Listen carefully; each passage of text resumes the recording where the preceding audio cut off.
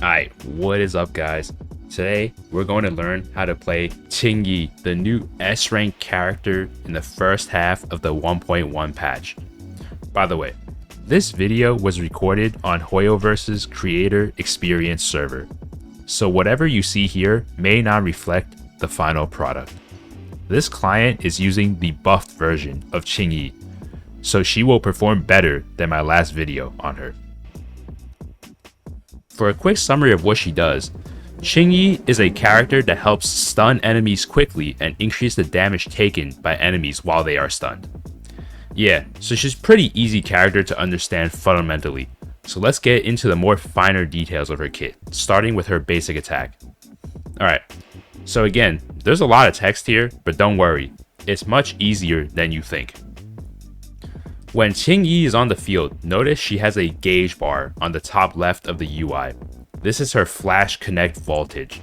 You can build up flash connect voltage when Qingyi does electric damage. For example, you can do electric damage on the third hit of her basic attack, or by using her special attack. Her dodge counter, her assists,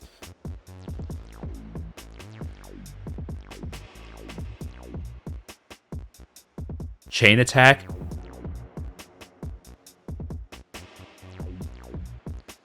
as well as her ultimate.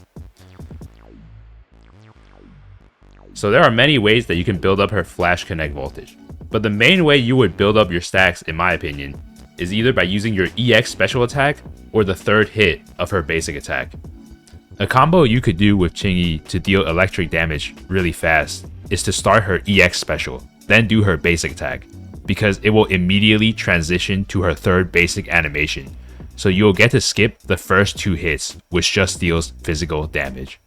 This third hit has a special property of lasting forever, as long as you keep clicking your basic attack button, and the animation only goes to her fourth hit once you stop clicking, like this.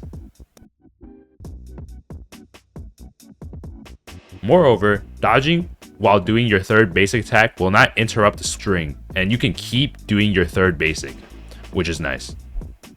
Alright, so now that my voltage is at 100%, what can I do now? Well, if Qingyi's voltage is at least 75%, you can hold her basic attack, which uses up all of her voltage to do an attack called Enchanted Moonlit Blossoms. This attack does up to 5 rush attacks before doing a finishing strike, like this. Your finishing move can actually trigger a perfect dodge, but the timing can be hard to pull off, so I would not rely on it. Now, you don't have to do all 5 rush attacks. If you release your basic attack early, then she will do her finishing strike early. But hold on, what's the difference if I instead build my voltage to just 75% instead of 100%? Well, the only difference is that if you had 100%, you will deal a bit more damage while using Enchanted Moonlit Blossoms, like in this comparison.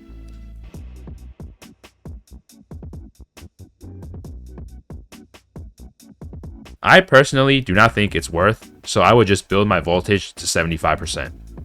Notice that this attack builds a lot of daze, which helps a lot when you want to stun an enemy.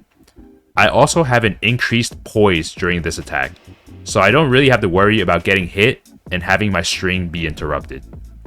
But that's not all for her Enchanted Moonlit Blossoms attack, because it also directly synergizes with her core passive, because the more rush attacks and finishing strikes you do on the enemy, you increase the enemy's stun damage multiplier, which means that the enemy will take even more damage while it is stunned.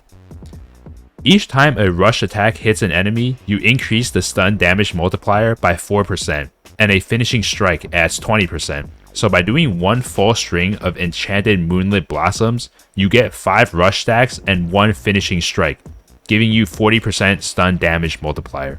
This means you have to do 2 full Enchanted Moonlit Blossoms to get the maximum stun damage multiplier of 80%. Notice that this enemy now has a stun damage multiplier of 230% instead of the usual 150%. So I'm doing a lot more damage than before.